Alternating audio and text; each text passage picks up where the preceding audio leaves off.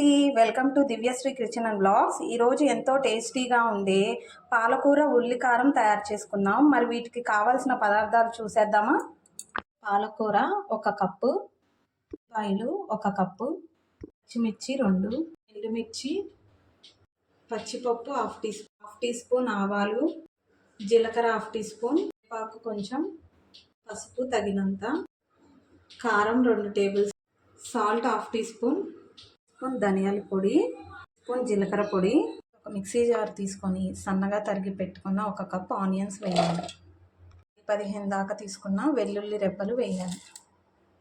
సరిపడా సాల్ట్ వేసుకోవాలి. స్పూన్ కారం వేయాలి.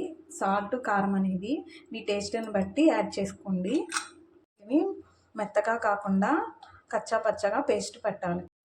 ఇలా బరకగా పేస్ట్ పెట్టుకోవాలి. మీ దగ్గర రోలు ఉంటే రోట్లో నూరుకోండి, ఇంకా ఉల్లికారం చాలా టేస్ట్ వస్తుంది. స్టవ్ ఆన్ చేసి ప్యాన్ పెట్టుకోవాలండి. అంతా ఆయిల్ యాడ్ చేసుకోవాలి.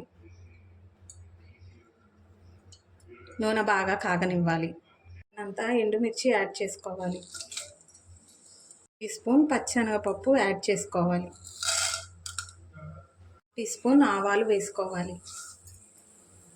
టీ స్పూన్ జీలకర్ర యాడ్ చేయాలి.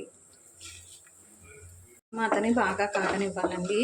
మన ఏ కూర చేసినా తిరగమాత బాగా వేగితే ఆ కూరలకి టేస్ట్ చాలా అంటే చాలా బాగుంటుందండి. ఈ పాలకూర ఉల్లికారం అనేది కూడా ఈ కర్రీ చాలా బాగుంటుంది. మీరు ఒకసారి తప్పకుండా ట్రై చేయండి. ఎవరైతే ఆకుకూరలు ఇష్టపడరో ఇలా డిఫరెంట్గా చేసి పెట్టండి. చాలా అంటే చాలా బాగుంటుంది. నోటికి పుల్లగా ఉంటుంది. సన్నగా తరిగిన పచ్చిమిర్చి యాడ్ చేసుకోవాలి. కరివేపాకు యాడ్ చేసుకోవాలి. ఉల్లికారం పేస్ట్ యాడ్ చేయాలి.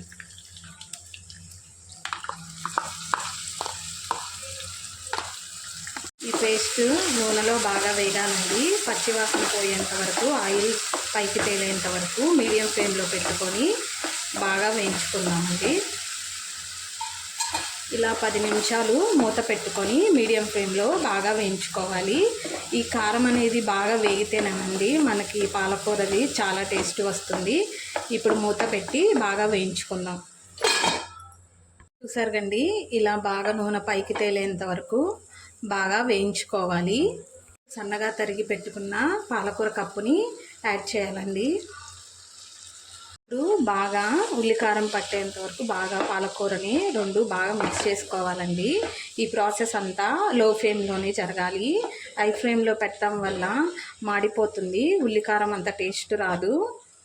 ఇప్పుడు ఒక 5 నిమిషాలు బాగా వేయించుకొని ఒక 10 నిమిషాలు మూత పెట్టి బాగా మగ్గనివ్వాలి అండి. ఇలా బాగా మగ్గాలండి. ఆయిల్ పైకి తేలాలి.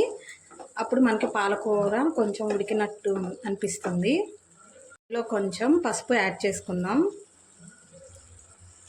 కొంచెం ధనియాల పొడిని యాడ్ చేసుకుందాం. జీలకర్ర పొడిని యాడ్ చేసుకుందాం. ఒక 5 నిమిషాలు మూత పెట్టి సిమ్లో బాగా మగ్గనిద్దాం. పాలకూర ఉల్లికారం చాలా అంటే చాలా బాగుంటుందండి. నోటికి పుల్లగా కమ్మగా ఉంటుంది. మీరు ట్రై చేసి ఎలా ఉందో నాకు కామెంట్ సెక్షన్లో కామెంట్ చేయండి. కనుక మీకు నచ్చినట్టయితే లైక్ చేయండి, షేర్ చేయండి, కామెంట్ చేయండి అండ్ సబ్స్క్రైబ్ చేయండి. Thanks for watching my video.